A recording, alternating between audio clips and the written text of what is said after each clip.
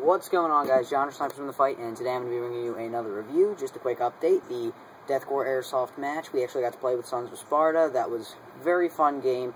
Bushwiki Airsoft will have the gameplay videos, as unfortunately I couldn't record any on any of my cameras, and so they will be up on that channel if you want to go check out some of the gameplay there. I brought my ghillie suit and my new sniper, but I'm not doing a review of that today. Today, the gun we'll be covering is the Blackwater M4. This gun, I got it for about $140, and it's a pretty solid gun. First thing you'll notice from the gun is that it is extremely light. It is quite possibly one of the lightest AEGs that I've ever held for its size. The lightest M4 I've held by far. And what comes with the gun, it comes with a high cap, which is not a standard M4 mag, which bums me out. This holds about 330 rounds, I believe, maybe more, give or take. The gun itself was chronoed with .12s to shoot 330, so it is a low FPS gun. I chronoed it with .2s, it shoots about 300 to 310. So it's not bad. It's a good CQB weapon, and outdoor it did prove pretty useful. I didn't specifically use it, but my brother did. So it has your standard rail system, and it comes with a nice little red dot sight up top. Not the nicest quality, but it'll get the job done. It's a nice red dot sight.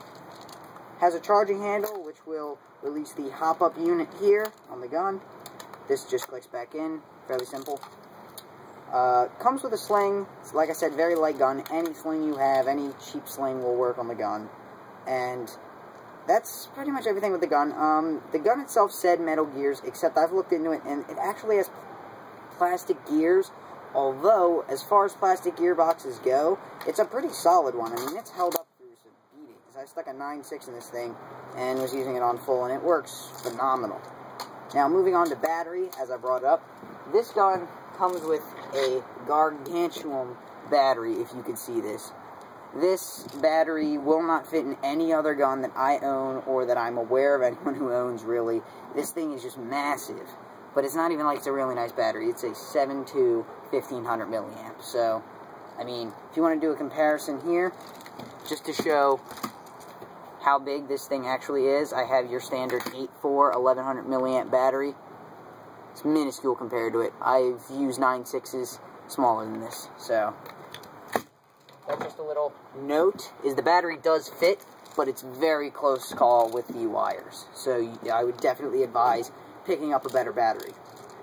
Now, moving on to just little detail on the gun, it's pretty much all plastic on the externals. Not really anything metal. Trigger box assembly is plastic, rails plastic. I mean, the screws are metal, but other than that, everything's plastic. Stock's a nice polymer, kind of rubberized on the outside, and the body itself feels kind of cheapy, but it's pretty solid, so it'll hold up. It's not going to go cracking if you drop it or anything.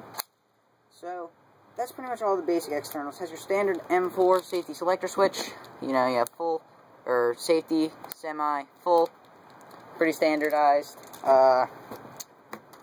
Moving on to rate of fire, it depends on what battery you're using, but from a 7.4 or 7.2 to an 8.4, it is shooting probably around the 750 to 800 RPM.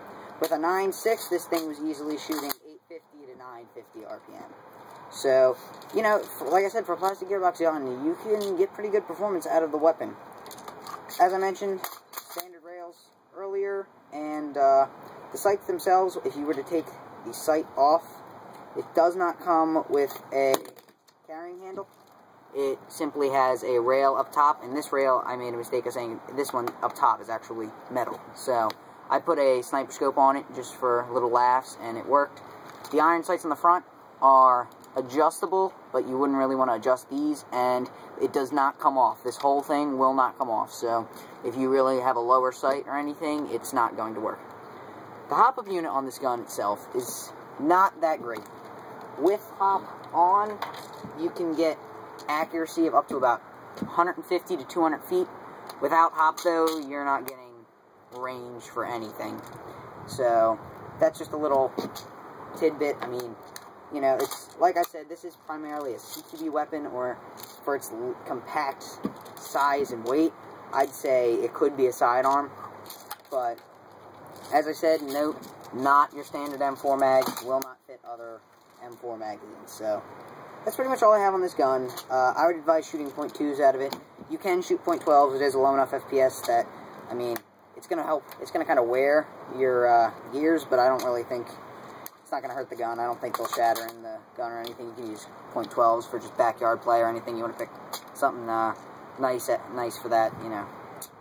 I wouldn't really recommend this for the price. You can get a lot of better guns, but there's a lot of worse things you can get for the price too. So the Blackwater M4 is definitely for a beginner player. If you want to get them something nice, I would go with something along these lines. Very light, good for a small player. And so that's it, guys, on the review. Like I said, you want to check out gameplay from the Deathcore Airsoft Skirmish.